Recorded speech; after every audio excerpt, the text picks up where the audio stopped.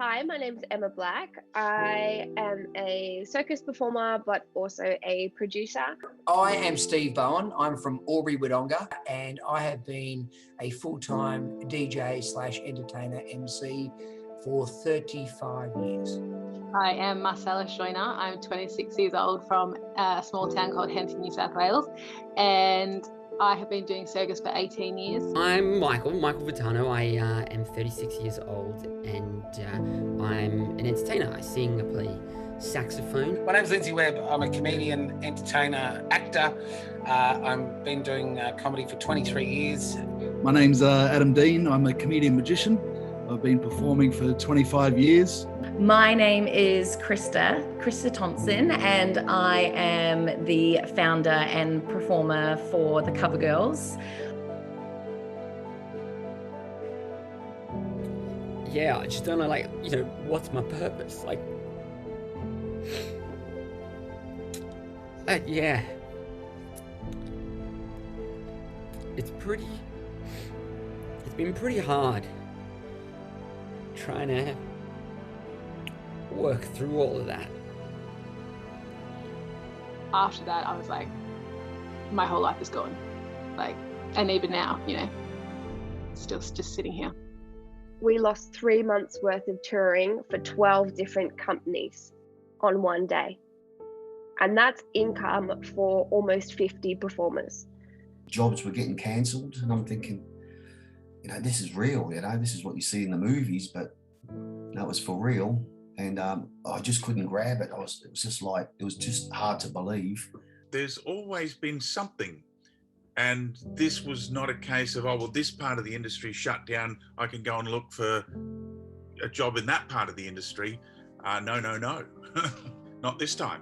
It was just, everything was flatlining. I understand why it's happening, but what do I do? What does the cafe worker do? What does anybody do that doesn't have sick pay or pays when you get days off? If I don't work, I don't get money. It's that simple. I'd just done 85 shows back to back in 2 weeks, so I was feeling it. And we watched to the minute, to the day of us leaving there to watching the place shutting down. And so we were meant to do another week in Mount Gambier, and then we were meant to roll on to a whole year of touring. Until they shut the casinos and the gaming lounges and all the clubs and pubs. And I went, wow, this is serious, because they don't shut those for anything. They'll keep those open in the cyclone. Within a day, everything was kind of gone. And then after that day, you knew that every day it was going to be a negative phone call about something else being cancelled and something else and something else. So going from having my busiest year of cruise ships booked and then to nothing. The shock of that was, what led to not feeling very good about yourself, not feeling very confident about the future, and starting to wonder, do I have to get, a standard essential worker position, a job? We all just stopped. We just stopped existing. Everything we believed in and everything we knew just didn't exist anymore. Other industries are opening up. Ours is very much not. It was a horribly stressful time with just the uncertainty. So both George and I work in a very interesting, high-paced capacity that in any other community that's not artistic would classify as quite anxiety-driven. I think you'll find that most artists have some sort of heart, emotion, things that's closer to the surface than your average Joe. Depressing. I've had very many dark days where I've sat down and thought, what am I going to do with my life? Where am I going to go? I walk around Centennial Park in the mornings and to keep my, mood up. It's just so depressing of the fact that you've got nothing, no performance outlet coming up. So you're just like, ugh. Over 2 decades to get to where I am today. I just started becoming a professional headliner. I just started working, being able to survive off the art that I paid so many dues for. Now it feels like I'm paying dues again. This time the dues aren't going to get, I'm not going to get anything for this payment. It's been the hardest kind of 12 months, mental health wise. kind of relying heavily on my parents, which I hate because I've never had to do that. I've never been that person, and I like cry every time I ask my mum for money because she, they work super hard.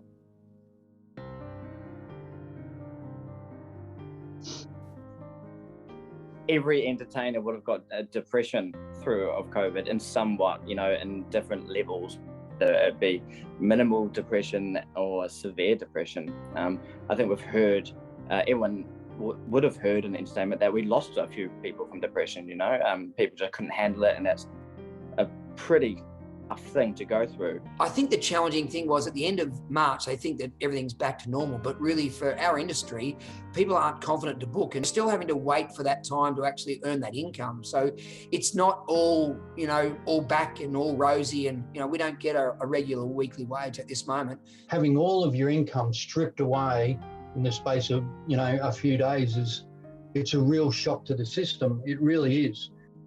Luckily, I've got the most amazing parents in the world who just wouldn't accept no, because they saw that we weren't getting the support that we needed. And so they just put money in my bank account to help. But I still didn't want it because I've worked a whole career to prove, not even to prove myself, I've worked a career because I love it. Because we haven't done anything wrong. To go from performing and doing what we love, that we all love, to nothing, sorry, with nothing, no explanation, just sorry. And I think that's more frustrating than anything else, is not having an answer, not just a wisp of hope. Quite often people don't understand the way that our industry works to begin with, so that they don't understand that, you don't get paid until you've done the work. It's a whole sector, it's a whole industry that's lost the work. So I think, the majority of people don't really get that it's not just artists who have lost the work, it's everyone else related around that. It's just not just the performers that are suffering, it's the people that rely on shows going ahead to be able to make a living and make money and look after themselves. I think that just in terms of funding and stuff like that, I think we're very underrepresented and we just don't get enough credit.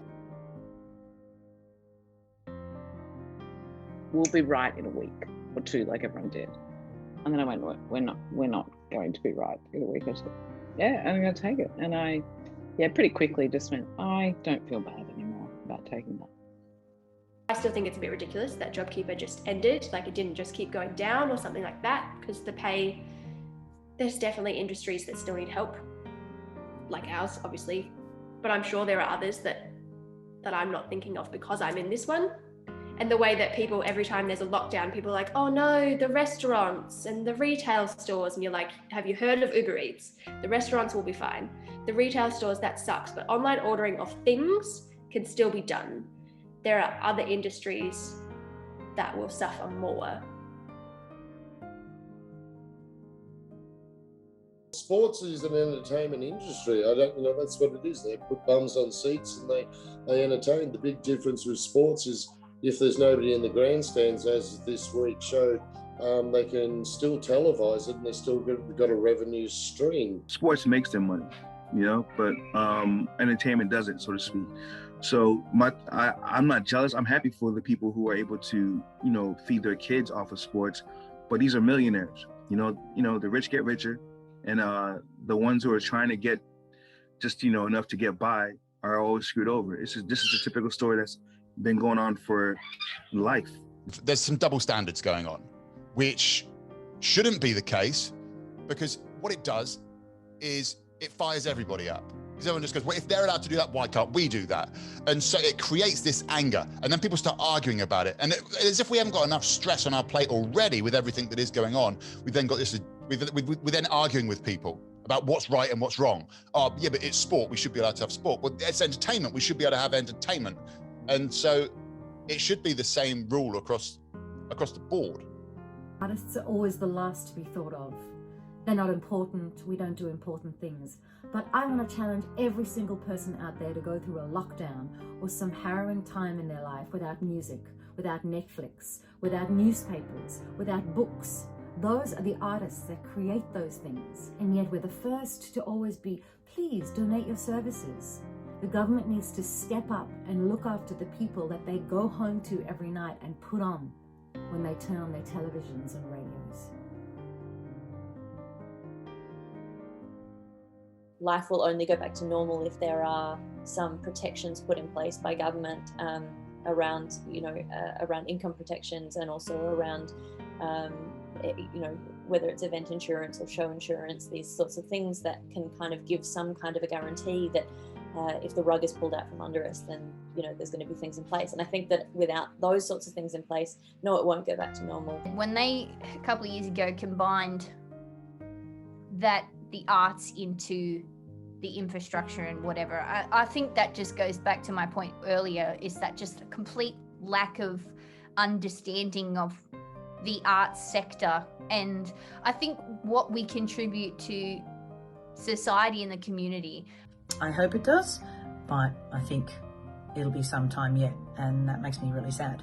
Do we just throw in the towel and just go, stuff it, I'm moving out of the entertainment world, moving out of the speaking world, or do we hang in there and wait and just hope that things might get back to normal?